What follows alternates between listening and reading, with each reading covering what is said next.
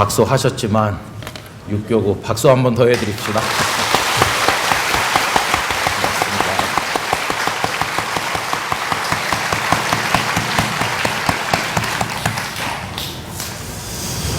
박수 많이 치면 좋다고 그럽니다. 그죠? 그걸 어떻게 알고 김정은 거기도 열심히 치고 그러더라고요. 박수 치면 분위기가 이렇게 확 살아나요. 그렇죠? 격려해주고 얼마나 수고들 많이 하셨습니까? 고맙습니다. 예물을 위해서 하나님께 기도드리도록 하겠습니다. 아버지 하나님, 무더운 하루가 지나갑니다. 그러나 오늘 하루도 주님 안에 사는 하루였습니다. 감사합니다. 저희의 생명호흡을 주장하신 아버지 하나님을 찬양합니다. 아버지 하나님, 지금도 이 순간에 병원 중환자실에 누워있는 이들이 얼마나 많습니까? 가정에 우환이 있어서 통곡하며 눈물을 흘리며 몸부림치는 이들이 얼마나 많습니까?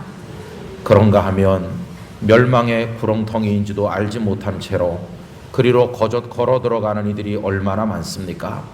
아버지 하나님, 이리 보나 저리 보나 하나님께서는 저희를 사랑하셔서 이 자리에 있게 하셨으니 하나님을 찬양합니다. 영광을 받으시옵소서. 우리나라가 이만큼 안전에 평화를 유지하고 있기에 오늘 저녁에 이런 집회가 가능합니다. 이 땅에 다시는 포성이 들리거나 가슴 아픈 일이 벌어지지 않기를 원합니다. 하나님의 평화가 휴전선을 넘어 삼천리 반도강산 전체 가득하게 하여 주시기를 원합니다.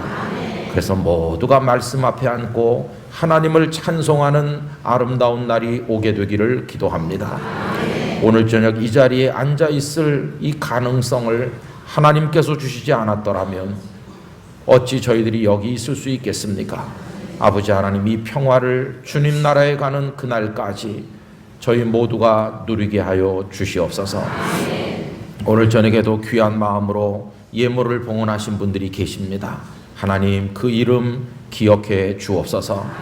하늘에서 빛나는 이름, 땅에서 빛나는 이름 되게 하여 주시옵시고, 그 이름이 드러내는 그 인격과 그 삶이 복되게 하시고 어디를 가든지 축복의 통로로 살아가게 하여 주시옵소서.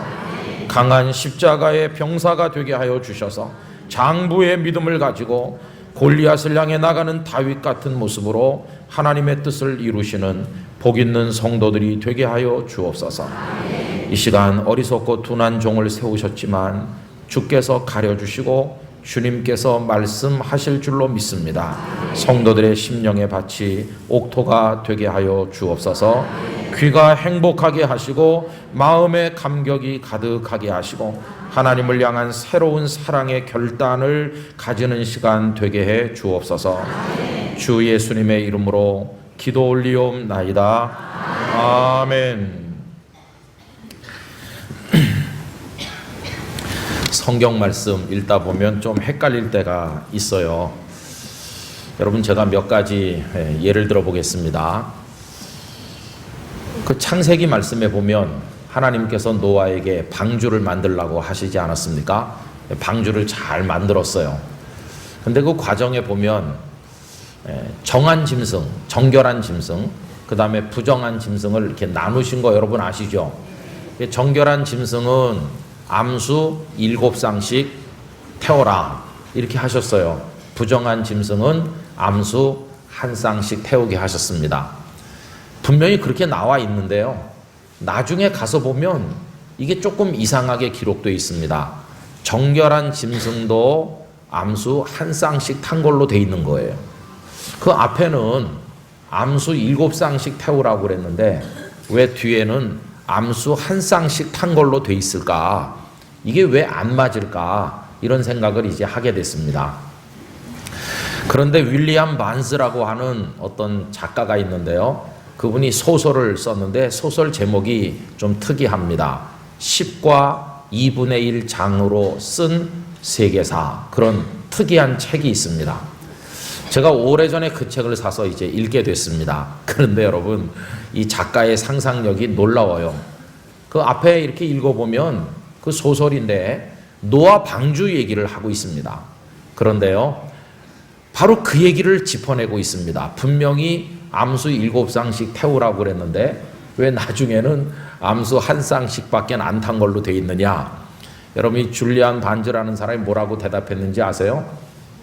7쌍씩 탔다는 거예요. 맨 처음에 7쌍씩 탄 게 맞는데, 여러분 방주에서 사는 게 어떨 거라고 생각하세요?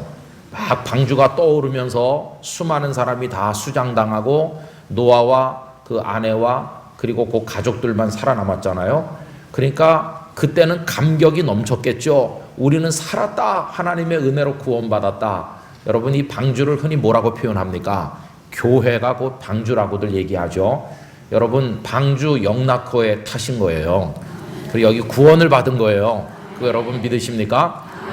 그런데요, 방주에 처음 탔을 때는 기쁨 충만하지만 계속 타고 있어 보세요. 짜증납니다. 나중에는. 왜 그런지 아세요? 맨날 보는 사람이 그 사람이에요.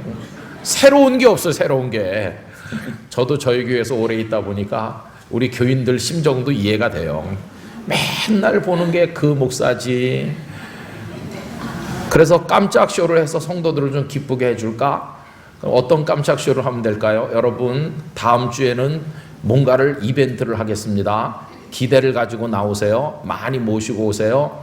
그럼 도대체 저 목사가 뭘 하려고 그러나? 그 다음 주엔 제가 가발을 쓰고 나오는 거예요. 이제 우와, 목사님 가발을 썼어. 뭐 좀 이렇게 새롭게 해보려고. 하도 지루하니까. 여러분, 부부가 결혼을 해도요, 얼마 못 살고 갈라지는 경우도 많아요. 사별을 하시던가.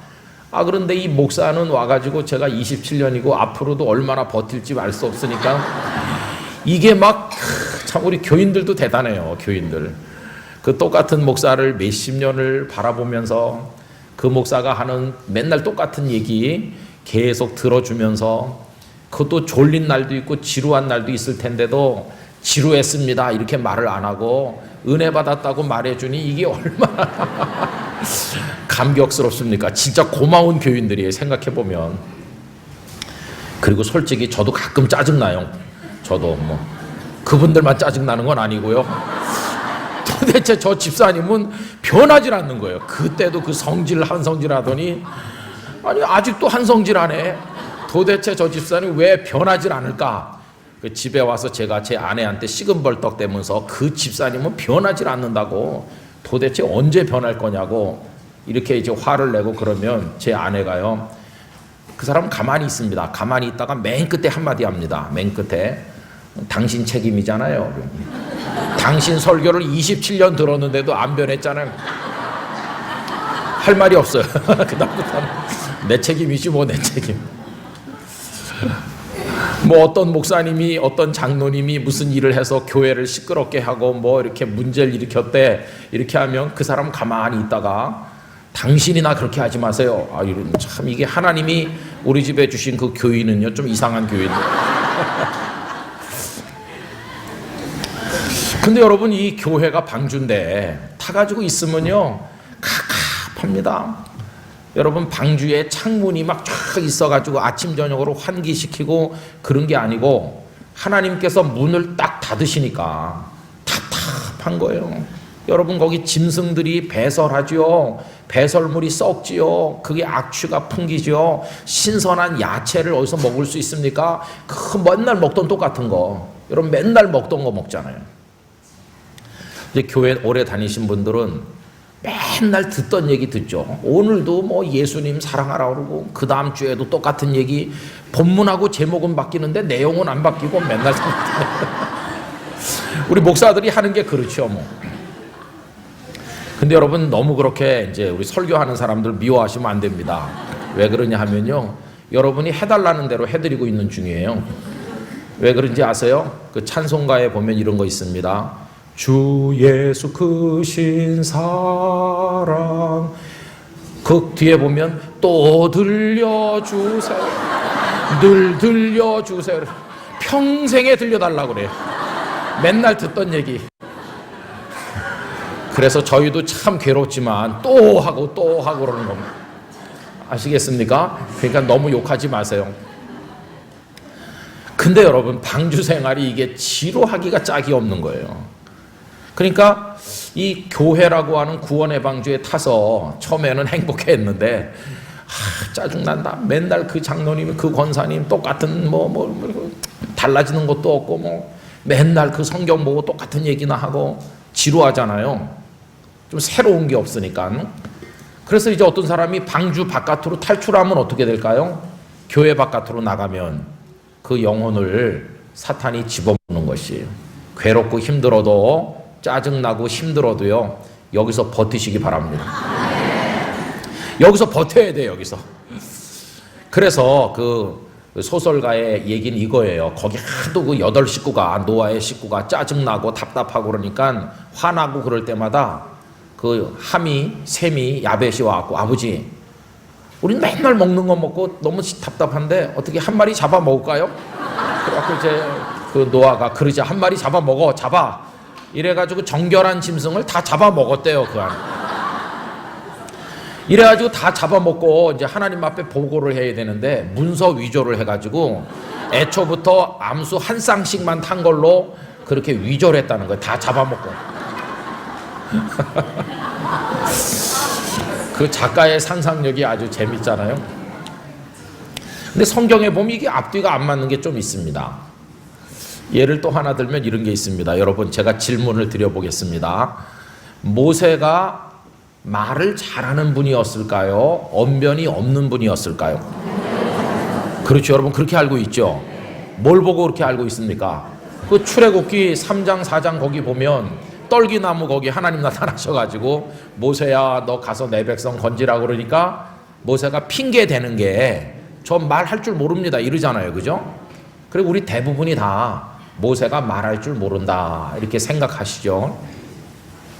근데 여러분, 그렇지 않습니다. 사도행전 7장에 가보면 기독교 최초의 순교자이신 스데반 집사님의 긴 설교가 나옵니다.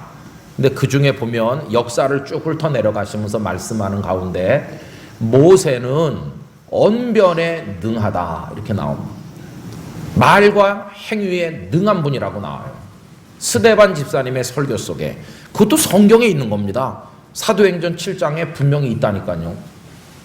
제가 몇 해 전에 우리 교단 총회를 모여가지고 아침에 경건회를 하는데 저보고 설교를 하라고 그래서 우리 목사님, 장로님, 총대들에게 설교를 했어요. 그리고 그 얘기를 했습니다. 모세가 말을 잘하는 분이었을까요? 잘 못하는 분이었을까요? 하니까 여러분들처럼 대답하시더라고요. 근데 사도행전에 스데반 집사님의 말에 의하면 모세께서 아주 뛰어난 분이라고 나오는데, 그럼 똑같은 성경 한 권에 출애굽기에서는 말할 줄 모른다고 그랬고 사도행전은 말을 잘한다고 그랬고 어떤 게 맞는 거냐? 둘 다 성경 말씀인데 이렇게 여쭈어 보니까 다들 유구무원이 올시다 그러면서 가만히 계시더라고요. 여러분 어떻게 생각하세요? 제가 이 말씀 가지고 야, 왜 다를까? 어느 날 성령께서 제 마음에 지혜를 주셨습니다. 아주 중요한 게 그 속에 있는 걸 발견하게 됐습니다. 출애굽기 3장 4장 거기서 말을 못한다고 하고 있는 이가 누굽니까? 모세 자신이죠. 자신. 이게 중요한 겁니다.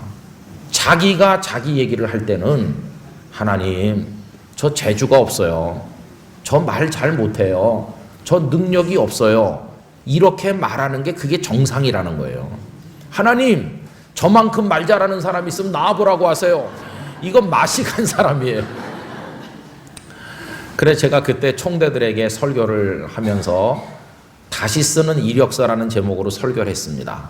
모세가 40살에 이력서를 써서 하나님께 냈어요. 하나님, 저 주먹의 힘도 세고요. 저 무술도 많이 배웠고요. 저 애굽의 궁궐에서 군사들을 어떻게 조련하는지, 전술은 어떻게 펼치는지 저 그런 거 다 배웠고 저 훈련 잘 받은 준비된 백성의 지도자감입니다. 그러면서 이력서를 하나님 앞에 냈어요.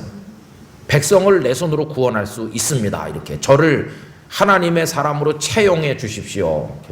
그랬더니 하나님께서 그가 나이 40살에 쓴 이력서를 구겨가지고 쓰레기통에다가 버렸어요. 그리고 미디안 광야로 쫓겨간 거예요. 근데 80살이 돼서 이력서를 다시 쓰는 거예요. 모세야, 우리 하늘나라 회사에서 이스라엘 백성을 건져낼 일꾼을 하나 채용하려고 그러는데 너 한번 지원해봐라. 그러니까 80살에 쓴 이력서는 40살에 쓴 것과 완전히 달라요. 하나님, 저는 말도 할 줄 모르고요, 저는 능력도 없고요, 저는 못합니다. 이렇게. 근데 80살에 다시 쓴 이력서를 하나님께서 귀하게 보시고 그를 채용하신 거예요. 이스라엘의 지도자가 되라. 그래서 제가 총대 목사님 장로님들께 여기 다 교단 대표로 노회를 대표해서 오셨는데 우리가 우리 자신에 대해서 하나님 앞에 말할 때는 하나님, 제가 무슨 자격이 있어서 목사가 됐고 장로가 됐습니까? 제가 무슨 자격이 있어서 노회 대표로 여기 오며 총회의를 할 수 있겠습니까? 하나님, 저는 부족해요. 그렇게 말하는 게 맞는 겁니다. 우리 다 그렇게 말합시다. 그렇게 말하면 하나님이 우리를 기뻐하실 겁니다. 이렇게 말씀드렸어요. 그리고 사도행전 7장에 모세께서 말씀을 잘한다는 얘기는 그건 누가 하는 얘기입니까? 스데반이 하는 얘기잖아요. 그건 모세 본인이 아니시잖아요. 그래서 스데반 집사님께서 모세를 두고 말할 때 우와, 그분은 말씀도 잘하고 못하는 게 없지. 이건 남이 해주는 말이에요. 여러분, 그래서 우리가 우리 자신을 말할 때는 겸손해야 됩니다. 겸손해야 돼요. 그리고 남을 두고 말할 때는 저기 저 장로님, 저기 저 목사님, 뭐 부서 일을 하나 맡으실 만한 능력이 있는 분입니까? 아, 그럼요. 그분은 아주 잘하시는 분이세요. 이렇게 다른 사람에 대해서는 칭찬해 주자. 우리 총회가 그래야 됩니다. 우리 자신에 대해서는 겸손하고 스스로는 다른 사람 말해줄 때는 칭찬해주고 격려해주고 박수치고 이렇게 하는 게 하나님께서 기뻐하시는 겁니다. 이렇게 이제 말씀을 드렸어요. 여러분, 성경에 서로 다른 내용이 나오지만 이게 충돌하는 게 아니고 가만히 기도하면서 생각해 보니까 그 속에 절묘한 조화가 있다는 사실을 깨닫게 됐어요. 여러분, 성경에 이처럼 앞뒤가 안 맞는 이야기 같지만 가만히 읽어보면 놀라운 진리가 숨겨져 있는 말씀들이 참 많이 나와요. 성경 말씀이 재밌습니다. 그런데 오늘 읽은 본문, 그것도 그래요. 여러분, 산상기도회 목사가 와서 설교를 하는데 오늘 본문을 보면서 좀 이상한 생각 안 하셨어요? 아니, 저 목사가 우리 여기 지금 다 나이 많은 분들이 많은데 갑자기 무슨 이혼 뭐 어쩌고 그런 걸 읽어, 이렇게 이상한 생각이 드셨을 거예요. 근데 오늘 저는 뭐 이혼하라 하지 말라 그 얘기를 말씀드리려고 그런 게 아니고요, 이 이야기를 통해서 하나님 아버지와 우리 사이에 근본적인 관계를 생각해 보려고 하는 겁니다. 그럼 여러분, 오늘 말씀을 한번 점검을 해봐야 되겠죠.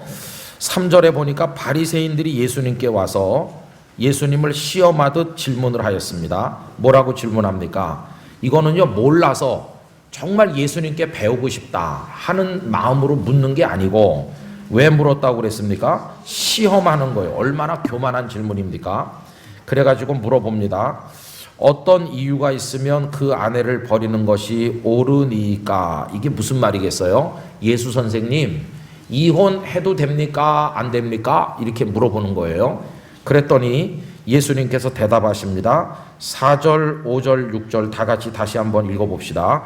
예수께서 대답하여 이르시되 사람을 지으시니가 본래 그들을 남자와 여자로 지으시고 말씀하시기를 그러므로 사람이 그 부모를 떠나서 아내에게 합하여 그 둘이 한 몸이 될지니라 하신 것을 읽지 못하였느냐? 그런즉 이제 둘이 아니요 한 몸이니 그러므로 하나님이 짝지어 주신 것을 사람이 나누지 못할지니라 하시니. 아멘.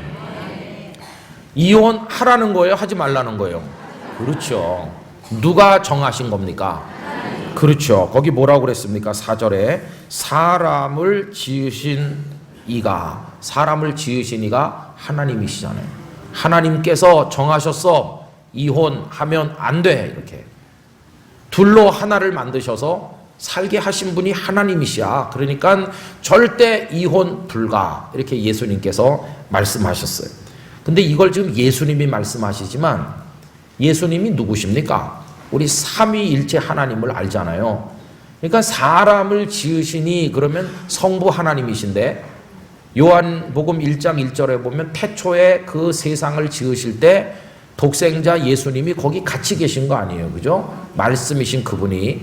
그러니까 하나님 아버지께서 이혼하지 말라고 하셨어 이렇게 말씀하지만 사실은 이게 누구의 뜻이기도 할까요? 예수님의 뜻이기도 한 거예요. 이혼 절대 안 된다.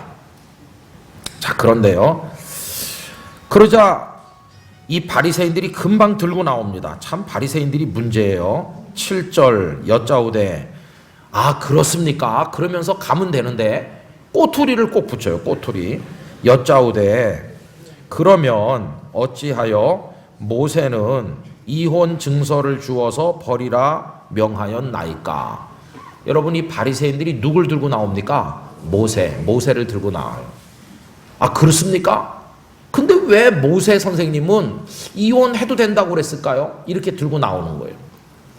여러분, 이 바리새인들은요 율법에 올인하는 사람들이잖아요. 율법을 연구도 열심히 하고 지키려고 애도 쓰고 율법 없이는 못 사는 사람들입니다.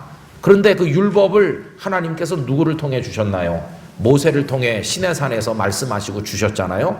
그러니까 이 사람들은 모세를 하나님 수준으로 생각하는 거예요. 하나님. 여러분, 이스라엘 백성들이 모세를 얼마나 대단한 사람으로 여겼는지 그 증거가 하나 있습니다. 모세가요 시내산에 하나님의 부르심을 받고 올라가요. 십계명이랑 받아 가지고 오려고.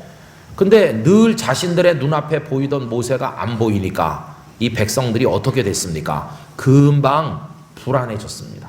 불안한 나머지 아론에게 와서 우리를 인도할, 모세가 안 보인다, 우리를 인도할 신을 만들라. 이래서 그들과 부하에 동안 이 아론이 사람들에게 금붙이 가져오게 해가지고 뭘 만들었습니까? 그렇죠. 금송아지를 떡 만들고 이게 너희들을 애굽에서부터 인도해낸, 앞으로 인도해갈 너희들의 신이라고 이 어처구니 없는 짓을 벌이잖아요. 그리고서 막 먹고 마시고. 여러분 이거 보세요. 모세가 눈에 보일 때는 안심됐어요. 근데 모세가 며칠 안 보이니까 금방 뿌리채 흔들려요. 여러분, 하나님을 믿는 겁니까? 모세를 믿는 겁니까? 이게 위기인 것이. 오늘도 우리 한국교회도 그런 부분이 영 없다고는 말할 수 없어요. 유능한 목사님, 유능한 장로님들이 계시는데 우리는 하나님을 믿는 거지 유능한 어떤 특정인을 믿는 게 아닌 것입니다. 유능한 어떤 특정인이 눈에 안 보여도, 그분이 세상을 떠나도 하나님은 영원하시다. 할렐루야. 우리는 하나님을 믿는 거예요. 하나님. 그런데 눈에 보이는 어떤 사람, 눈에 보이는 어떤 환경을 믿다 보면 하나님을 믿는 마음이 이게 흐려지고 마는 것이죠. 이 백성들이 그런 위기에 처했어요. 그 정도로 모세를 대단하게 생각했던 것입니다. 그리고 신명기 34장에 보면 모세께서 세상을 떠나셨어요. 그런데 거기 무슨 구절이 있습니까? 특이한 말씀이 있죠. 모세의 무덤이 어디 있는지를 모른다. 왜 그 얘기가 성경에 있을까? 왜 무덤이 어디 있는지 모른다고 했을까? 여러분 이상하지 않습니까? 여러분 이 이스라엘 사람들이 지금 어디서 400년 넘게 살다 나옵니까? 애굽에서. 애굽은 뭘 제일 잘 만드는 나라입니까? 무덤 만드는데 세계 최고입니다. 그들이 만든 산보다 더 높은 무덤이 뭡니까? 그게 피라밋을 만들었잖아요. 무덤 만드는데 도통한 사람들이. 이 사람들이 거기서 수백 년을 살았으니까 아마 그 바로 왕들의 무덤, 그 피라밋을 만들 때 가서 노동을 했는지도 몰라요. 돌도 나르고. 근데 모세가 지금 하나님처럼 생각되는 그런 백성들 아니겠어요? 근데 그 모세가 죽으면 무덤을 만들자, 모세를 위해서, 이러면 아마 모르긴 몰라도 피라밋 같은 무덤을 하나 만들었어요. 여기 모세의 무덤이다. 그러면서 그들이 누구를 섬겼을까요? 모세를 섬기죠. 모세 종교가 나오는 거예요. 모세 종교. 그런데 성경은 그 무덤이 어디 있는지 알지 못한다는 거예요. 그 말을 다른 말로 바꾸면 알 필요도 없다는 것이에요. 왜? 그는 너희들과 똑같은 인생에 불과하니까. 너희들이 알아야 될 분은 오직 하나님 아버지 한 분이시다. 하나님 아버지만 알면 그걸로 충분하다. 그리고 이제 여호수아 1장으로 넘어가면 하나님께서 여호수아에게 말씀하죠. 내 종 모세가 죽었으니 그러니 너는 이제 일어나서 백성들을 데리고 가라고 얘기하는 거예요. 여러분, 모세는 죽고 여호수아가 등장해도, 또 나중에 여호수아가 세상 떠나고 그 다음 다른 사람이 등장해도 영원히 변치 않는 분 여호와 아버지 하나님이신 것입니다. 여러분, 이게 이제 모세 이야기거든요. 자, 그러니까 이런 정도로 이스라엘 백성들은 모세를 대단하게 생각하면서 우상처럼 여겼어요. 그러니까 지금 바리새인들이 분명히 예수님께서 누구의 대답을 들려주신 겁니까? 이혼의 문제에 있어서 사람을 지으시니 하나님 아버지께서 이혼하면 안 된다고 그러셨어. 그러면 여기서 끝나야 되는 거 아닙니까? 그게 예수님의 개인 생각처럼 말씀하신 게 아니잖아요. 예를 들면 내 생각에는 말이야, 이혼 안 하는 게 좋을 것 같은데, 이렇게 하신 게 아니에요. 그 사람들이 예수님을 하나님의 사람으로 인정을 제대로 안 하는 상태에서 예수님께서 내 생각에는 이렇게 했다면 그들이 그 말을 신뢰하지 않을 수도 있지만, 하나님께서 이혼하면 안 된다고 그랬다, 이렇게 말씀하셨잖아요. 그러면 하나님께서 이혼하면 안 된다고 하셨다는 것을 이 바리새인들이 생전 처음 듣는 얘기일까요? 아닙니다. 그들이 모세 오경을 얼마나 잘 알고 있다고요. 그들도 다 알고 있는 거예요. 그렇지, 하나님께서 말씀하신 거지, 그럼 거기서 끝나야 되는 거예요. 여러분, 모든 혼란과 모든 토론의 종결자는 하나님이십니다. 하나님의 뜻이 이거다 그러면 끝나야 되는 거예요. 더 할 말이 없잖아요. 근데 이 사람들은요, 누굴 들고 나왔다고요? 모세를 들고는, 모세는 하면서 벌써 이 속에 그들이 모세를 하나님보다 더 크게 생각하거나 하나님의 말씀조차도 묵살해도 좋을 정도로 모세를 대단하게 여기는 거예요. 이게 얼마나 심각하고 위험한 얘기입니까? 여러분, 신앙생활 하실 때 성경에서 읽었습니다 그러면 끝나야지, 어떤 목사님이 그러던데요, 이렇게 들고 나오면 곤란해요. 여러분, 하나님의 말씀보다 더 우선되는 권위는 없습니다. 성경에 있습니다 그러면 끝나는 거예요. 자, 이래가지고 이제 모세가 얘기했다고 그래요. 이혼해도 된다고. 그럼 여러분 헷갈리시죠? 야, 정말 모세가 이혼해도 된다고 말한 적이 있냐? 이런 생각이 드실 텐데요. 확인을 우리 해봐야 되겠죠. 성경을 한 군데 펴보시겠습니다. 구약성경 신명기 말씀을 펴보십시오. 신명기 24장입니다. 신명기 24장 1절 말씀. 신명기 24장 1절 298면 다 찾으셨죠? 24장 1절 다 같이 읽습니다. 시작. 사람이 아내를 맞이하여 데려온 후에 그에게 수치되는 일이 있음을 발견하고 그를 기뻐하지 아니하면 이혼 증서를 써서 그의 손에 주고 그를 자기 집에서 내보낼 것이요. 여기 있습니까 없습니까? 있죠. 야, 모세가 백성들에게 이혼할 수도 있지, 경우에 따라서, 이렇게 얘기하는 거예요. 아마 여기 지금 산상기도에 올라오신 분 중에서 야, 모세가 그런 말씀을 전해준 적이 있구나, 내가 이걸 진작에 알았으면, 이제서야 이걸 알다니, 이렇게 후회하는 분은 없으시겠죠 설마? 그럼 보세요. 아까 제가 이해를 돕기 위해서 정결한 짐승이 7마리씩 탄 걸로 되어 있기도 한데 뒤에는 1마리 탄 걸로 되어 있기도 하다, 이 재미난 얘기를 했죠. 또 모세께서 말씀을 잘하는 분이었을까 잘 못하는 분이었을까, 이런 얘기도 말씀드렸죠. 근데 여기 예가 하나 더 나오잖아요. 이 성경 하나님의 말씀 속에 이혼을 두고 이혼하면 안 돼 하는 말씀도 있고, 뭐 할 수도 있지, 그런 말씀도 같이 있어요. 성경책 한 권 속에 다 있어요. 그럼 여러분 어떻게 해야 되는 걸까요? 하라는 말씀도 있고 하면 안 된다는 말씀도 다 있으면 어떻게 하면 되겠어요? 자, 이렇게 말씀이 충돌하잖아요.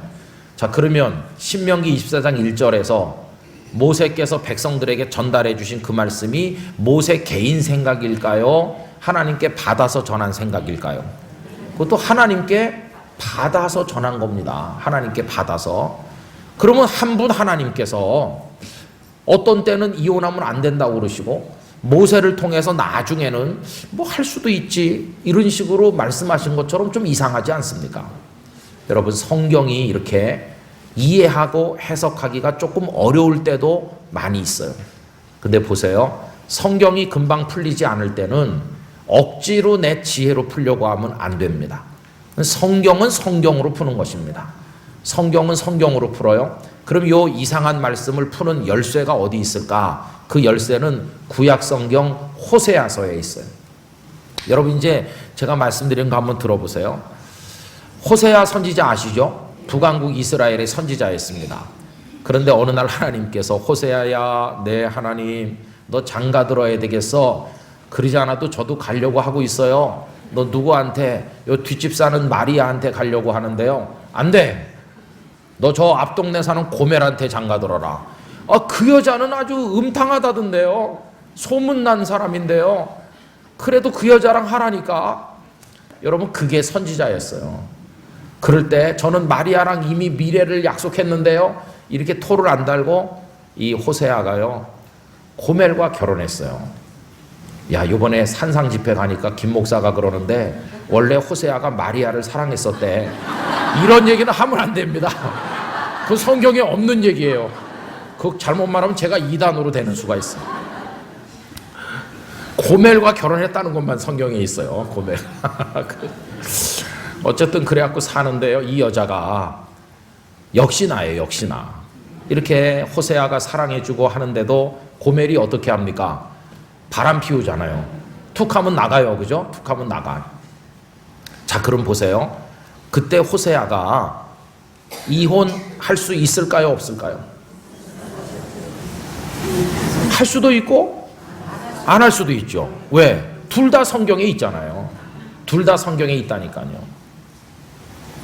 그러면 이제 중요한 얘기입니다. 할 수도 있고 안 할 수도 있잖아요. 근데 친구들이 찾아오는 거야. 이봐, 자네 마누라가 또 나갔다면서, 집 나갔다면서 어떡할 거야 도대체. 남자 망신 다시 시키지 말고 끝내. 막 이럴 거 아니겠어요? 근데 호세아가 막 고민하는 거예요. 아니, 모세는 신명기 24장 1절에서 이혼할 수도 있다고 그랬는데 왜 자네는 바보같이 그 여자 하나만 바라보고 있는가? 할 수 있다니까. 법을 어기는 게 아니야. 이렇게 친구들이 와서 이야기를 하겠죠. 근데 호세아가 고개 숙이고 있다가 고개를 들면서 친구들에게 미안해. 난 자네들 말대로 할 수가 없어. 나는 그 여자 버릴 수 없어. 그럼 친구들이 바보라고 막 욕할 거예요. 왜 그러느냐고 막 호통을 치겠죠. 그럼 호세아의 대답이 뭘까요? 딱 하나입니다. 나 아직도 그 여자 사랑해. 여러분, 호세아서가 법적으로 옳으냐 그르냐를 따지는 책입니까? 아닙니다. 아직도 사랑하느냐 사랑하지 않느냐를 이야기하는 책이에요. 호세아서의 주제는 법이 아니라 법을 뛰어넘는 사랑의 이야기거든. 아직도 사랑한다는데 더 무슨 말을 하겠어요? 야, 저 바보 같은 녀석이 아직도 사랑한댄다. 가자, 가. 안 통해. 아직도 사랑한대. 여러분, 사랑 앞에서 법은 아무 의미가 없어요. 사랑한다는데 뭐 어떻게 하겠어요? 그럼 여러분, 왜 성경에 하나님께서 호세아서를 적어가지고 오늘 우리에게 읽게 하시는 걸까요? 예수님 나시기도 전 한 700년 전, 지금부터 한 2700, 800년 전에 그 이스라엘 땅 한 구석에 호세아라는 바보 같은 남자가 살았는데 그 사람이 말이지 그런 여자랑 결혼해가지고도 버리지도 못하고 끝까지 살았대더라. 그거 너 알아두면 몸에 좋을 거야. 그러면서 이거 우리한테 알려주시는 겁니까? 그걸 우리가 알면 뭐 하겠어요? 그런데 왜 하나님은 호세아서를 우리에게 이렇게 주셔서 읽고 또 읽게 하시는 걸까요? 그 속에는요, 하나님께서는 호세아의 사랑 이야기를 들려주시려는 게 목적이 아니고요, 정말 하고 싶은 말씀은 하나님 당신 사랑 얘기를 하시고 싶어 하는 거예요. 호세아라는 사람을 내세워서 호세아의 사랑 이야기가 곧 나의 사랑 이야기다 하시는 거예요. 아니, 그러면 이상하죠. 아니, 하나님이 누굴 사랑해? 하나님이 장가 드셨나? 여러분, 하나님이 장가 드셨어요? 안 드셨어요? 에? 하나님은 영이신데 하나님 무슨 장가를 드셨어? 저 김 목사가 3단으로 올라간다. 하나님이 장가 드셨어요. 장가. 성경을 찾아봐야지 이제 저보고 2단이라고 안 하실 거예요. 호세아서를 한번 펴보세요. 에스겔, 다니엘, 호세아 이렇게 나오죠. 호세아서를 펴시는데요. 제가 이제 같이 찾아서 읽어보십시다. 어디를 보시느냐 하면 호세아서 2장을 펴십시오. 호세아서 2장.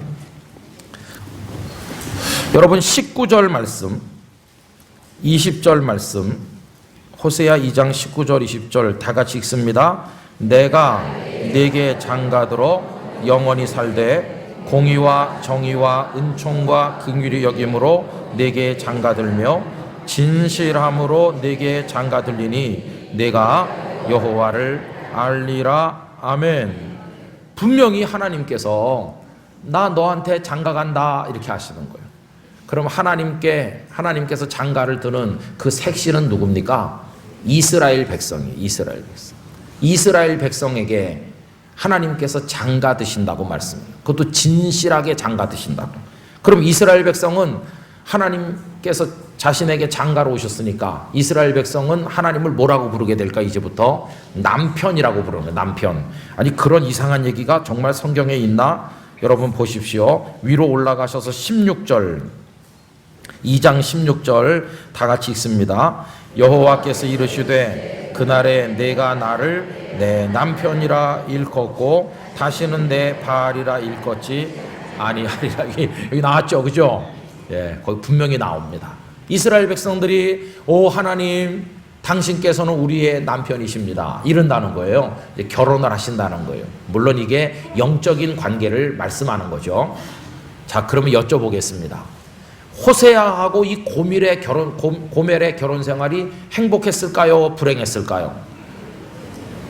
이게 참 힘든 거죠. 사랑하긴 사랑하는데 자꾸 뛰쳐나가니까 화도 나고 이 결혼 생활이 이게 힘든 결혼 생활이에요. 그러면 이제 그 다음 질문. 하나님 아버지와 이스라엘 백성의 결혼 생활이 행복했을까요? 불행했을까요? 그게 똑같은 거예요. 왜? 이스라엘, 이 하나님의 아내인 이스라엘이 바람난 여자처럼 나간다니까요. 그러면 이 여자가 누구한테로 갑니까? 바알한테 가는 거예요. 바알 신에 가서 바알, 오 마이 러브 바알 막 이러는 거예요. 바알에게 가는 거예요. 자꾸. 그래 하나님 속 터지는 거예요. 또 집을 나갔어? 그럼 막 가서 야단도 치고 달래기도 해서 또 데리고 와요. 그럼 한동안 빨래도 하고 밥도 하고 좀 살다가 또 나가네. 또 나가. 이게 이스라엘 백성이에요. 자, 그럼 보세요. 아까 호세아가 그 여자가 그렇게 할 때 이혼을 할 수도 있고 이혼을 안 할 수도 있다고 그랬잖아요. 그러면 이혼을 안 하는 건 창세기의 법이에요. 하나님께서 사람을 만드시고 아담과 하와를 연결시켜서 가정을 이루실 때 그때 정하시기를 둘이 한 몸을 이룰지다 전혀 나누면 안 된다고 그때 말씀했잖아요. 오늘 읽은 마태복음 본문에 보면 본래는 하는 말이 나오잖아요. 본래는 이게 아포 아르케라는 헬라어 단어인데 태초에는 그런 뜻이에요. 원래는 이혼을 하면 안 되는 거예요. 원래. 그런데 인간이 악해지고 아내를 핍박을 하고 때리고 뭐 여러 가지 부부 생활에 갈등이 생기니까 신명기 24장 1절에 와서 경우에 따라서 헤어지는 편이 더 나은 경우도 있을 거라고 하나님께서 그걸 말씀하신 거거든요. 그럼 어떤 게 원래 법이겠어요? 절대 이혼하면 안 되는 게 원래의 법이죠. 그죠? 그런데 호세아는 어떤 법을 따랐습니까? 그 여자가 그렇게 바람을 피워도 창세기의 법을 따르는 게 호세아의 결정이에요. 나 아직도 그 여자 사랑한다. 자, 그러면 이제 하나님의 사랑 이야기로 오겠습니다. 이 바람난 이스라엘을 하나님께서 바라보시면서 하나님께서도 이혼하실 수 있을까요? 없을까요? 이혼할 수 있죠. 이스라엘 이리 와봐. 너 신명기 24장 1절 알지? 너 끝장이야. 이러면서 하나님께서 이스라엘을 버리실 수 있어요. 누가 비난할 수 있을까요? 하나님을 아무도 비난할 수 없어요. 왜? 이혼 당할 만한 못된 짓을 했잖아요. 그리고 분명히 신명기 24장 1절에 이혼해도 된다고 나와 있잖아요. 근데 여러분 정말 중요한 얘기 해봅시다. 그런데 하나님께서 이스라엘을 버리셨나요? 안 버리셨어요. 안 버리셨어요. 그러면서 하나님 뭐라고 말씀합니까? 하나님, 이스라엘 저런 부정한 여자 같은 민족을 버리세요. 하나님을 버리고 숱하게 바알에게 가는 저런 이스라엘을 왜 사랑하십니까? 버리세요. 이렇게 말한다면 하나님의 대답이 뭘까요? 호세아의 대답과 똑같습니다. 나 아직도 이스라엘 사랑해. 그게 하나님의 대답인 것이. 이제는 그 다음 얘기를 해볼 차례예요. 그러면 이스라엘 백성만 하나님의 아내였던 것일까요? 아닙니다. 요 하나님과 그 백성을 부부 사이로 묘사하는 요 관계가요, 신약으로 내려오면 예수 그리스도는 신랑이시고 우리는 그분의 신부라고 말하고 있어요. 주님과 우리가 결혼을 한 관계예요. 이스라엘과 하나님이 결혼한 것과 똑같아요. 그럼 여러분 이제 또 질문을 똑같이 해야 됩니다. 주님께서 우리와 결혼하셨는데 주님의 결혼 생활이 행복하신가? 이렇게 해요. 여러분 주님의 결혼 생활이 행복하신 것 같아요? 어때요? 왜 그렇습니까? 우리가 누구 같으니까? 고멜 같으니까. 우리가 바람난 여자 같으니까. 따라서 하시라고 하긴 좀 민망하죠. 사실은요, 이렇게 따라서 하시라고 하고 싶어요. 나는 바람난 여자입니다. 이렇게. 근데 우리가 다 그래요. 교인들은요, 설교하는 목사가 굉장히 경건한 줄 알아요. 근데 하나님 앞에 나가서 가만히 있으면 제 수치스러운 게 얼마나 많이 떠오르는지 몰라요. 돌아다니다가 목양실에 올라가기 전에 예배당에 들어옵니다. 그 본당에 들어오면 앞에 빨간 십자가가 켜 있고, 그리고는 컴컴하죠. 본당 앞자리에 나가서 그 전면에 있는 십자가를 바라보면서 그 붉은 십자가 빛이 마치 예수님의 보혈같이 생각이 됩니다. 가만히 앉아서 아버지 이렇게 하고 있으면 제가 거룩하고 경건하고 제가 훌륭하고 제가 하나님의 사랑을 받을 만한 사람이라는 생각은 요만큼도 들지 않습니다. 너무나 부정하고 너무나 이중적이고 너무나도 가식이 많고 너무나도 게으르다. 그래서 눈물이 흐릅니다. 눈물이. 하나님 죄송합니다. 제가 저희 집 아이들 사남매를 모아놓고 이런 얘기를 종종 했어요. 너희들 하나님께 정말 감사해야 된다. 지금 네가 입은 옷, 네가 신은 신발, 아빠가 입은 옷, 아빠가 가지고 있는 모든 거, 그거 다 하나님이 주신 거다. 하나님이 주신 건데 누구를 통해 주셨나? 우리 교인들을 통해 주셨다. 교회에서 목사님 가정 생활하라고 생활비를 주고 뭐 부족한 게 없는지 늘 살펴주시고 다 그 돈을 가지고 너희들 운동화도 샀고 옷도 샀고 그런 거다. 하다못해 양말 한 짝까지도 다 성도들이 하나님의 사랑으로 베풀어 준 거다. 우리는 하나님의 사랑을 말도 못하게 많이 받았어. 그런데 우리 교회 누구 할머니 니네 알지? 하루 종일 떼학볕 아래서 박스 줍고 휴지 줍잖아.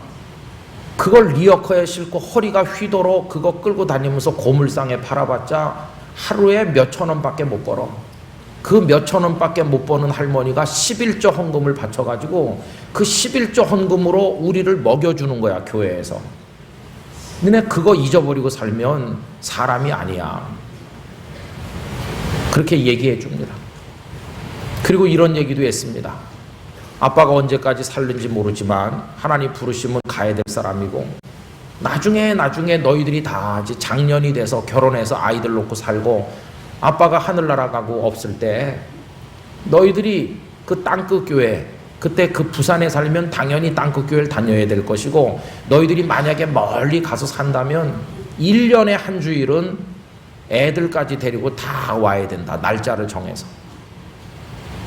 다 와서 앞자리에 쭉 앉아서 우리 아버지가 여기서 목회를 했고 우리가 여기서 성장했고 여기서 태어났고 성도들이 우리를 먹여주시고 학교 보내주시고 우리를 여기서 키워주셨고 그 감사를 가지고 너희들이 할 수 있는 최고의 헌금을 가지고 와서 한 주일을 지키면서 너희 친구들이 권사님도 돼 있고 장로님도 돼 있을 텐데 그 정을 나누면서 지난 세월에 대한 하나님께 감사를 드려야 됩니다. 절대로 그 하나님의 은혜와 사랑을 배반하면 안 된다. 그런 얘기를 우리 애들한테 자주 합니다. 그리고 교인들한테도 말씀드리곤 했어요. 제가 이렇게 허우대가 멀쩡하게 여기 서 있는 건 여러분들의 사랑의 결과입니다. 여러분들의 은혜로 제가 먹고 살고 여기까지 왔습니다. 그런데 저는 여러분들에게 제대로 해드리지 못하고 있습니다. 제가 참 부끄러운 게 많습니다. 어떤 교인이 위독하다는 전화 연락이 와요. 근데 그때 만사를 제쳐놓고 가야 되는데 뭐 저는 다른 스케줄도 또 있어요. 그래가지고 제가 못 가고 우선 부목사님이 가셔서 기도해주고 내가 내일 가볼게요. 근데 그날 밤에 세상을 떠나시는 거예요. 그럼 너무너무 죄송한 거예요. 그날 밤이 아니면 기회가 없는 건데 내일 가서 뵙겠다고 하는 게 그냥 그렇게 끝나고 만 것입니다. 제가 하는 거는 가서 장례식 예배를 드려드리는 것밖에는 하는 게 없으니 너무나 부끄럽잖아요. 뭐 그런 것부터 시작을 해서 제가 마음속으로 남을 미워하는 거, 뭐 실수했던 거, 뭐 이런 것들이 그 십자가 불빛 앞에 앉아 있으면 다 생각나요. 사람들은 너보고 한 교회에서 오래 목회하면서 말썽 없이 꾸준히 잘한다고 말하는 사람도 있는지 모르지만 내가 볼 때 너는 숱하게 집을 나갔던 부정한 여인과 같다. 나는 너에게 일편단심 사랑을 베풀고 너를 지금까지 지켜주고 그러는데 너는 내 앞에서 바람난 여자와 같았을 때가 많았다. 나 너를 수십 번 수백 번 버릴 수 있었어. 신명기 24장 1절대로 너랑 갈라설 수 있었는데 그래도 너 아직도 여기 이렇게 있는 거 왜 그런지 알아? 내가 신명기 24장 1절대로 안 하고 태초의 법에 따라 너를 붙들어 놓고 있기 때문이야. 나 아직도 너 사랑해. 그렇게 말씀하시는 주님의 음성이 마음에 들리는 거예요. 그러면 그 본당에 앉아가지고 눈물을 쭉 흘리면서 오늘 제가 여기 앉아 있는 것이 아버지의 은혜이군요. 주님의 사랑이군요. 내 사랑은 더럽혀졌고 내 사랑은 왜곡되고 병든 사랑이 됐는데 저를 향한 주님의 사랑은 여전히 순도 100%에 조금도 변함이 없는 참 사랑이군요. 그 사랑 감사합니다. 마음에 감동이 밀려오는 거예요. 그러면서 또 사랑의 고백을 해요. 아버지 사랑합니다. 사랑합니다. 나의 예수님 사랑합니다. 아주 많이요. 사랑합니다. 나의 예수님 사랑합니다. 그것뿐이에요. 눈물이 쭉 나요. 그러면서 주님을 사랑해야지. 주님이 내 남편이신데 저 같은 남자보다 여성 교우님들이 훨씬 주님을 잘 믿을 수 있을 것 같아요. 정서적으로. 그렇죠? 우리 영락교회 성도 여러분, 여러분이 바람난 여자와 같다는 거 인정하실 수 있으세요? 그 인정하실 수 있습니까? 그 인정할 수 있어야 됩니다. 근데 우리가 어떻게 아직 이 자리에 남아 있을 수 있을까요? 하나님께서요 신명기 24장 1절을 적용하지 않으시고 본래부터 있는 그 법을 따라 우리를 버리시지 않았기 때문이에요. 우리가 잘나서 그런 게 아니에요. 그래서 우리가 오늘 저녁에 여기 있다는 것입니다. 그런데 황당무계한 경우가 많아요. 교인들이 먼저 하나님을 향해 협박을 해요. 하나님, 내가 원하는 대로 안 해주시면 신명기 24장 1절 아시죠? 내가 하나님 버릴 수도 있어요. 이런 교인도 있어. 참 기가 막혀요. 별 희한한 교인들 많습니다. 집사님은 집사님인데 좀 안 된 말로 잡사이거나 나이롱인 경우도 있어요, 가끔. 그래서 제가 화가 났어요. 하나님, 뭐 집사님이란 분이 일은 1년에 교회를 반밖에 안 오고 말이죠. 주일 성수도 안 하고. 오늘 제가 그 집에 신방 가는데요, 제가 가서 바른 소리 하고 오겠습니다. 제가 세례 요한처럼 회개하라 이렇게 하고 오겠습니다. 절대로 봐주지 않고 오늘은 정신이 바짝 들도록 내가 하고 오겠습니다. 전의를 불태워요. 내가 승리하리라. 오늘 가서 확실하게 이제 신방대원들하고 가요. 근데 참 이게 묘해요, 세상 일이. 그런 사람일수록 맨발로 뛰쳐나오는 것처럼 목사를 환영하네. 막 저 동네 밖에까지 와서 목사님 어서 오세요 막 이렇게 하고요. 그래가지고 이제 제 전의를 꺾는 거예요. 그래가지고는 막 방석이 얼마나 쿠션 좋은 방석을 주는지 막 그게 한참 내려가. 방석이 쿠션이 너무 좋아. 그리고 기도가 끝나면 목사님 뭐 목이 마르시죠? 뭐부터 드시겠어요? 오미자차부터 무슨 차 쭉. 제가요 목사님 오신다고 도배도 새로 했는데요, 막 이러면서 막 신방대원들 막 환영하고 그래요. 그럼 벌써 이게 회개하라, 이게 전의가 반은 사라져요. 그 다음에 차를 우선 목부터 축이고 예배드리시죠. 그런데 이게 딴 데서 못 먹어본 진귀한 거, 뭐 강원도 설악산에 도사가 캐낸 뭘로 이렇게 그런 거 한 잔씩 먹고 나면 다 취했어요. 예배드리겠습니다. 그래, 예배드립니다. 찬송가 뭐 좋아하세요? 저는 맨날 교인들한테 물어봐요. 찬송가 뭐 좋아하시느냐고. 그리고 찬송가 부르는 동안에 하나님 말씀이 생각나게 해주시거든요. 근데 한 번은 새신자 집에 갔더니 이분이 50몇 장을 좋아한다고 그러대요. 펴보니까 아무도 아는 사람이 없는, 한 번도 안 불러본, 무척 당황했던 적이 있었습니다. 그럼 이제 이 집에 물어봐요. 찬송가 뭐 좋아하시느냐? 그러면은 뭐 복의 근원 강림하사 이런 거 좋아한다고 그래요. 그럼 복의 근원 이거 부르고 그 다음에 이제 이분이 복의 근원 대신 하나님을 좋아하는구나. 그러면 이제 복 받으라는 성경 말씀을 읽고, 하나님은 복 주시길 원하시는 분이신데 집사님 가정에 복이 넘치기를 바랍니다. 그리고 가족들 이름 불러가면서 축복기도 세게 해주고, 그리고 이제 축도하고, 그 다음에 끝난 다음에 또 맛있는 거 먹고, 그 다음에 그 집 대문 밖에 나오면서 오늘도 실패했다. 그 얘기하라고 그랬는데 오늘도 실패한 거예요. 주일 변변히 못하고 집사 관두던지 이렇게 해야 되는데 복 받으라고 잔뜩 해주고.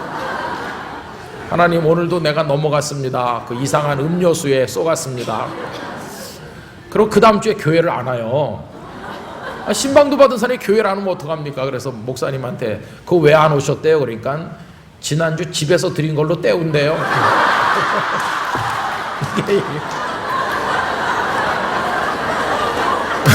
그런 사람 많아. 차라리 신방을 가질 말걸. 그걸로 때운다고 그래서 주일 예배를 안 하면 이게 목사를 우습게 하는 건 괜찮아요. 근데 하나님을 우습게 알잖아요. 여러분, 그런 사람 많습니다. 많아요. 대한민국에 뭐 1000만 명 교인이 있다고 그러는데 그런 사람 얼마나 많을까요? 많습니다. 하나님과 결혼 생활을 하긴 하는데 거의 대부분 외박하다가 가끔 한번 들어오는 여자처럼 그렇게 믿는 사람 많다니까요. 그리고 뭐 좀 뜻대로 안 되면 하나님을 협박해. 하나님, 신명기 24장 1절 나 알아요. 내가 하나님 버리는 수도 있어요. 좋은 말 할 때 기도대로 해주세요. 이렇게 그런 사람도 있어요. 참 기가 막히잖아요. 영락교회 성도 여러분, 우리 그렇게 믿으면 안 됩니다. 주님께서 우리를 사랑하시는데요, 주님의 사랑은 시시한 사랑이 아닙니다. 어려운 사랑을 하나님은 하셨습니다. 쉽게 주고 쉽게 버릴 수 있는 그런 사랑이 아닙니다. 하나님은 어려운 사랑을 하셨어요. 얼마나 어려운 사랑을 하시는지 아세요? 독생자 예수님을 십자가에 버리듯 할 정도로 희생해 가면서 우리를 사랑하셨어요. 하나님께서 우리를 향한 사랑은 아주 어려운 사랑이었어요. 근데 우리는 하나님을 쉽게 사랑하려고 그래요. 쉽게. 여러분, 저는 오늘 오신 분들에게 부탁드립니다. 하나님을 어렵게 사랑하십시오. 어렵게 사랑하셔야 됩니다. 힘든 사랑을 하셔야 됩니다. 쉬운 사랑은 누구나 할 수 있습니다. 교회를 예수님의 몸이라고 합니다. 그러면 예수님의 몸 중에서 맨날 돌아다니니까 먼지가 쌓여서 냄새나고 더러운 부분이 어딜까요? 발입니다. 그러면 여러분들이 몸된 교회를 사랑한다고 하실 때 발을 사랑하시기 바랍니다. 영락교회 발이 어딜까? 아무도 냄새 난다고 먼지 묻었다고 가까이 하지 않는 예수님의 몸된 교회의 발은 어딜까? 그 발은요, 아무도 안 하려고 하는 일, 귀찮게 생각하는 일, 하기 힘든 일, 꼭두 새벽부터 나와야 되는 일, 돈 드는 일, 어려운 일 해봤자 속된 말로 광도 안 나는 일, 했는지 누구도 알아주지도 않고 박수 한 번 안 쳐주는 일, 그런 일이 발에 해당되는 일입니다. 여러분, 예수님의 발을 씻겨드리시기를 바랍니다. 어려운 사랑을 해야 되는 거예요. 왜 그렇습니까? 주님도 먼저 내 발을 씻겨주셨습니까? 제자들의 발을 씻기는 그 대목에 가면 주님께서 내 발을 씻기시는구나. 오늘 낮에도 식사하면서 목사님들하고 얘기했습니다마는 발을 씻겨준다는 건 놀라운 것입니다. 여러분, 갓난에 한 8살, 7, 8살 될 때까지는 아빠, 엄마가 발을 씻겨줍니다. 그러나 크면 다 자기가 자기 발 씻지 아무도 발을 씻겨주지 않습니다. 금술 좋은 부부는 가끔 발을 씻겨주기도 한다고 그래요. 그러나 그런 경우는 천연기념물 수준일 거고 대개는 다 자기가 씻어요. 자기가. 그 세상의 남자들 그것도 힘들어서 양말만 던지고 그냥 자는 사람도 많다고 그러죠. 그런데 누가 내 발을 씻겨준다고 해보세요. 그 발이 부르트고 울퉁불퉁하고 냄새나고, 그런데 자, 발을 내밀어라 그러면서 이렇게 보듬어 안아주고 쓸어주고 물에다 씻겨주고 눈물이 안 나겠어요? 저희 교회는 새가족 수료 예배를 오후 예배 시간에, 저녁 예배가 아니고 저희 4시에 드리는데요. 그럼 그 기간 동안에 그 공부를 다 마치고 수료하는 분들이 앞에 나와서 쭉 앉으면 대야를 갖다 쭉 놓고 우리 장로님이나 권사님이나 안수 집사님들이 나와서 새신자들 발을 다 씻겨줍니다. 그리고 무릎을 끌어안고 축복 기도를 해줍니다. 우는 사람이 많아요. 어른 되고 나서 누가 내 발을 씻겨줬었나. 그러면서 어떤 분은 막 눈물을 흘려요. 그리고 이제 발 씻겨주신 권사님이 그 젊은 처녀의 발을 씻겨줬으면 이제 내 딸이나 마찬가지야. 또 조금 나이 적은 이제 내 동생처럼 지내. 우리 교회에서 만나면 반갑게 지내고, 그럼 내가 기도해 드릴게요. 이렇게 하고 그럼 관계가 맺어지잖아요. 그 저도 발을 가끔 씻겨드립니다. 저는 언제 하냐 하면 임직식 할 때 장로님, 권사님, 안수 집사님 내일 주일날 임직식을 한다. 장로, 장립 이렇게 하면 그 전날 토요일날 오후 4시에 오시도록 합니다. 장로님들이 다 오시고 1시간 동안 간절한 말씀과 더불어 예배를 드리고, 시무 장로님들은 내 기도하고 섬기는 분들이 대야에 물을 떠서 계속 날라요. 그리고 저는 그 다음날 임직받은 분을 수십 명 되는데 한 사람씩 한 사람씩 제가 발을 다 씻겨줍니다. 몇 시간 걸립니다. 몇 시간. 다 씻겨드리면서 평소에 못했던 얘기, 그분을 늘 오랫동안 여러 해 교회에서 보면서도 제 가슴에 담아두고 말 못했던 얘기들을 그분과 가까이 앉아서 발을 씻겨주면서 얘기합니다. 집사님, 내일이면 안수 집사가 되는데, 내일이면 장로님이 되는데, 내일이면 권사님이 되는데 내가 이런 말 하고 싶었어요. 칭찬도 해주고 위로도 해주고, 그렇게 힘든 상황에 버틴 집사님이 참 대단해요. 내가 존경합니다. 그런 말도 하고 조금 듣기 거북한 말도 하고 이렇게 하면서 발을 씻겨줘요. 도망도 못 가요. 내가 발 꽉 잡았으니까. 그러면 거의 다 울어요. 거의 다. 남자도 울고 여자도 울고, 목사님 죄송합니다 그래서 울고, 감사해요 그러면서 울고, 그리고 그 다음날 이제 임직식을 하는 거예요. 근데 그 발을 씻겨주는 그날은 제 마음도요 평소와는 좀 달라요. 아, 내가 주님 대신 발시켜 주는 거다. 그러면서 이미 오래오래 전에, 그리고 지금도 예수님은 냄새나는 나의 발을 늘 씻기고 계시다. 여러분, 그러면 그런 사랑을 우리가 받으면 이제 우리는 어떻게 해야 될까요? 우리도 어려운 사랑을 해야 되는 거예요. 여러분, 예수님 쉽게 믿으려고 하지 마세요. 어렵게 믿으시기 바랍니다. 내가 영락교회를 위해서 눈물도 뿌리고 희생도 하고 힘든 봉사도 하고 아무도 안 하려고 하는 일 제가 하겠습니다. 영락교회의 발이 도대체 어딨나? 그 제가 하겠습니다. 그게 주님을 정말 사랑하는 아내로서 우리가 주님을 믿는 방법이라고 믿습니다. 그리고 이제 우리는 어떻게 주님과 영적인 부부로 살아야 되느냐 하면 끝까지 여러분의 사랑이 변함이 없으셔야 돼요. 끝까지 변함이 없어요. 이런 찬송이 있죠. 너 하나님께 이끌리어 일평생 주만 바라. 저는 그 찬양을 어떤 영화 속에서 보게 됐는데, 너 하나님께 이끌리어 일평생 주를 바라. 일평생, 그렇지. 일단 결혼하면 일평생 그분을 바라봐야죠. 주님, 일평생 나 주님만 바라보겠습니다. 평생 주님만 바라보겠습니다. 옆에서 누가 유혹을 해도 절대로 거기 눈길 주지 않고 일평생 주님만 바라보겠습니다. 여러분, 그렇게 하시기를 바랍니다. 주님이 여러분을 향해 언제나 시선을 거두지 않으시니 우리도 주님을 향해 시선을 거두면 안 돼요. 일평생 주님을 바라보는 거예요. 그리고 주님을 사랑하셨을 때 그 첫사랑을 끝까지 가져가시기 바랍니다. 식으면 안 되는 것이에요. 왜? 주님께서 우리를 향한 사랑이 식지 않았으니까. 우리는 식는 게 문제입니다. 한때는 나도 대단해서 이러지만 지금이 문제거든요. 지금이. 저희 교회 청년이 장가를 들었어요. 근데 사연이 좀 있습니다. 이 청년은 교회를 안 다녔습니다. 형만 다니다가, 근데 둘이 일란성 쌍둥이랑 똑같이 생겼습니다. 26인데 그 형이 교회학교 교사도 하고 그랬는데 월요일 새벽에 엄마 집사님이 전화했습니다. 목사님, 우리 아들이 간밤에 돌연사했습니다. 그 외삼촌이 부산시 의회 의장도 하시고 그러는데 슬픈 장례를 했어요. 근데 이제 그 사진을 들고 서 있잖아요.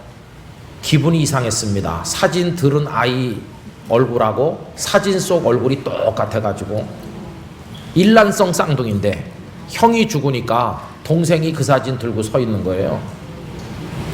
그런데 그 다음 주일부터 이 동생이 형님 자리 내가 채우겠습니다 그러면서 교회 안 나오던 걔가 교회를 나왔어요. 우리 교인들이 볼 때는 안 죽은 것 같아요. 똑같은 애가 왔다 갔다 하니까. 근데 하나님께서 그 동생에게 믿음을 넣어주시는 거예요. 그래가지고 신학교에 들어가게 됐어요.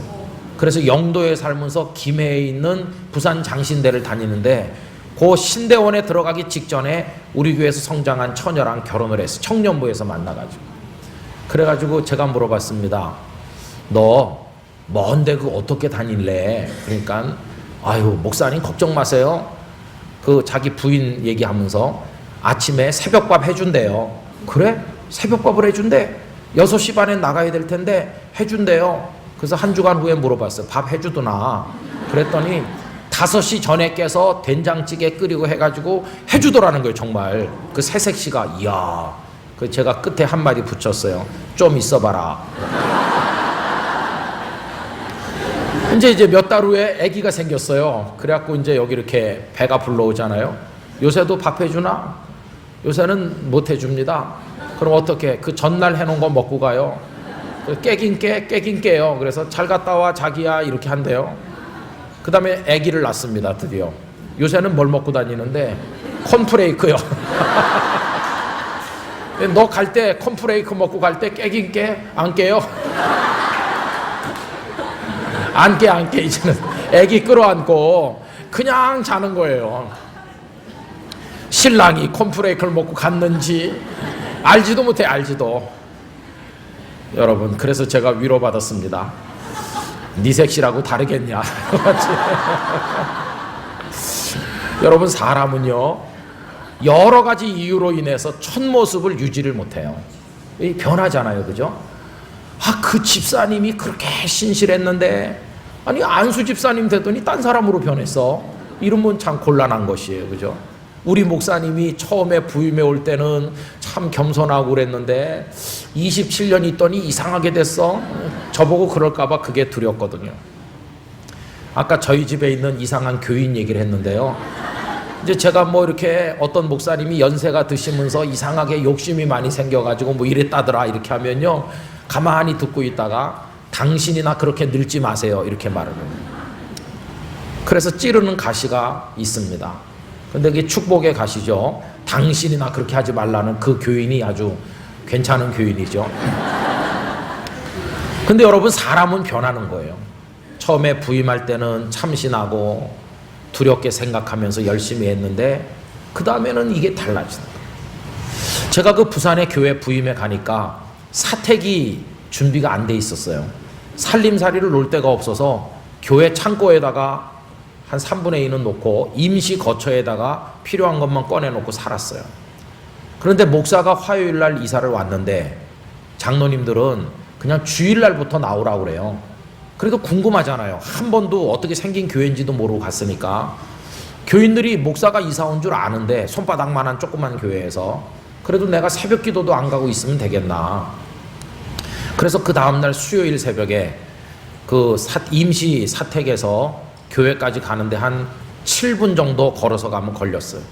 성경책을 들고 약간 이렇게 가파르진 않고 완만한 언덕길 비슷한데 거길 이렇게 걸어서 갔습니다.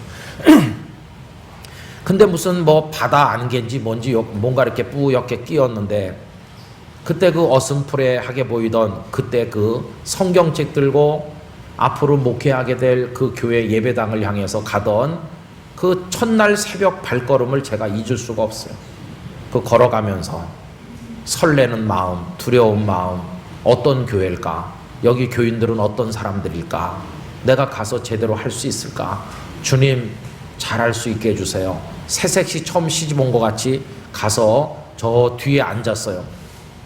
근데 전도사님께서 새벽 기도회를 인도하는데 그때 목사님이 저희 교회는 없었습니다. 부목사님 없는. 근데 인도하시는데 그 전도사님은 얼굴이 약간 졸리게 생겼습니다. 눈이 있는 것 같기도 하고 없는 것 같기도 하고 그렇고.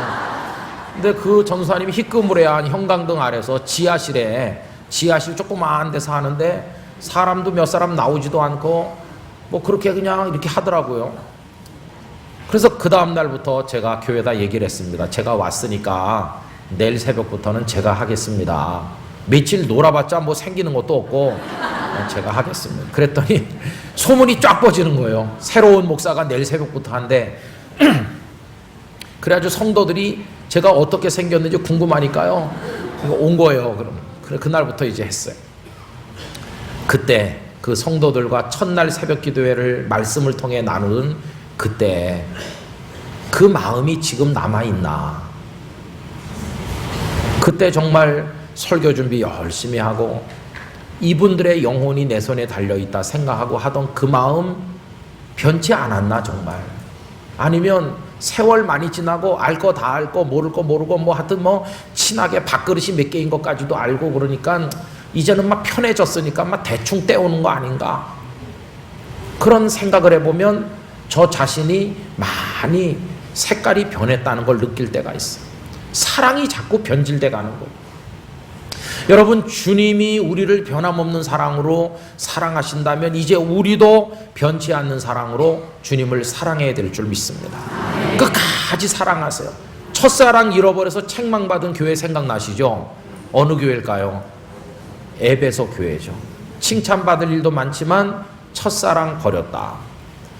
여러분, 제가 여러분들에게 시를 하나 읽어드리려고 이거 전화기를 들고 나왔는데요. 그 시는 이겁니다. 첫 마음으로 끝까지 하자는 거예요. 정채봉 선생님이 쓰신 첫 마음 아시는 분이 많으실 겁니다. 이걸 들으시면서 주님을 향한 첫사랑 그걸 한번 생각해 보세요. 1월 1일 아침에 찬물로 세수하면서 먹은 첫 마음으로 1년을 산다면, 학교에 입학하여 새 책을 앞에 놓고 하루 일과표를 짜던 영롱한 첫 마음으로 공부를 한다면, 사랑하는 사이가 처음 눈이 맞던 날의 떨림으로 내내 계속된다면, 첫 출근하는 날 신발끈을 매면서 먹은 마음으로 직장일을 한다면, 아팠다가 병이 나은 날에 상쾌한 공기 속에 감사한 마음으로 몸을 돌본다면, 개업날의 첫 마음으로 손님을 언제고 돈이 적으나 밤이 늦으나 기쁨으로 맞는다면, 세례 성사를 받던 날에 빈 마음으로 눈물을 걱정이며 교회에 다닌다면, 나는 너는 나라며 화해하던 그날의 일치가 가시지 않는다면, 여행을 떠나던 날 차표를 끊던 가슴 뛰임이 식지 않는다면, 이 사람은 그때가 언제이든지 늘 새 마음이기 때문에 바다로 향하는 냇물처럼 날마다 새로우며 깊어지며 넓어진다. 그런 짧은 시가 있어요. 여러분, 주님을 언제부터 사랑하셨습니까? 언제부터 주님을 위해 살기로 결심하셨습니까? 그 첫 마음이 세월과 함께 때가 묻고 다 변질돼서 이제는 껍질만 남아있는 경우는 없습니까? 옛날보다 유창하게 기도하고 옛날보다 아는 것도 많아졌고 나 영락교회 손바닥보다 다 알아 이러지만은 주님 부를 때 여러분의 눈에 눈물이 아직 남아있습니까? 그 구원받은 감격이 남아있습니까? 그게 우리의 가슴에 지금 안타까움으로 남아있는 것이죠. 여러분, 저도 목회를 해보니까요, 맨 처음에 가서 설교할 때는 발발 떨고 그랬는데 이제는 뭐 사람이 수천 명 있든 수만 명 있든 이제 그런 거 완전히 벗어났어요. 이제는 아주 잘해요. 가서 말도 잘하고요, 할 말 다 하고 그래요. 말하자면 원숙해진 거예요, 경험이 많아서. 그러나 제 아내는 이렇게 말합니다. 당신이 말을 잘잘잘잘 하는 거 하고 말씀을 잘 전하는 건 전혀 다른 얘기라고. 당신의 마음속에 하나님의 사랑에 대한 감격이 정말 살아있어서 그 사랑을 고백하듯 말할 수 있다면 모르지만 그냥 유창하게 하는 건 말이지 그건 말씀은 아니라고. 신학교도 안 다닌 여자가 상당히 수준이 있습니다.